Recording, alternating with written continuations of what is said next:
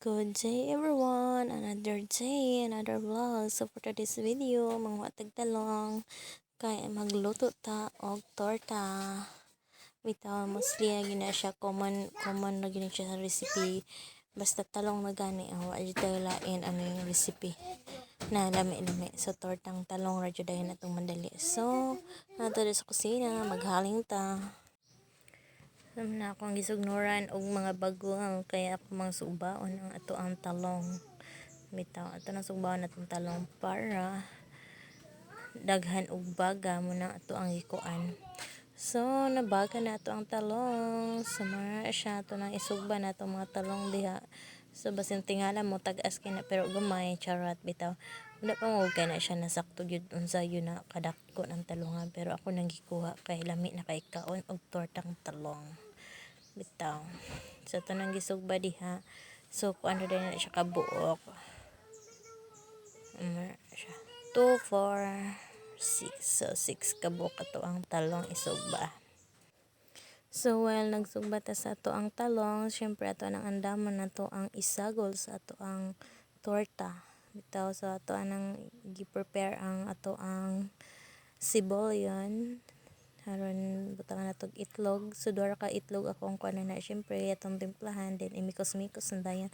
Kay naluto naman ato ang talong. So panitan na ato tong talong lisod pud no atong gam og torta then dili panitan bitaw. Seryoso.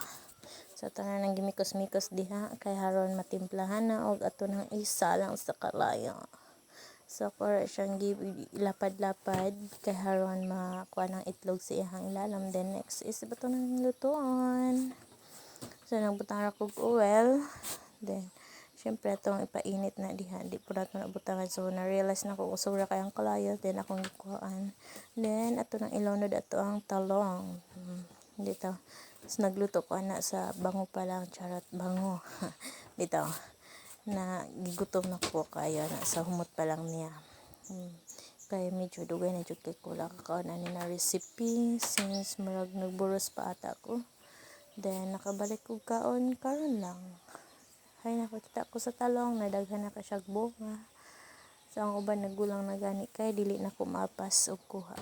That's it lang. So happy ta siya maluto tanan guys. Na ginunod na then luto na mga unta ninyo sa paminyong ipaabot hukaran yung baho diya tumpag lagi na ang bitaw may mga on di na wala to ang mga pangtulak diha then ang sobra na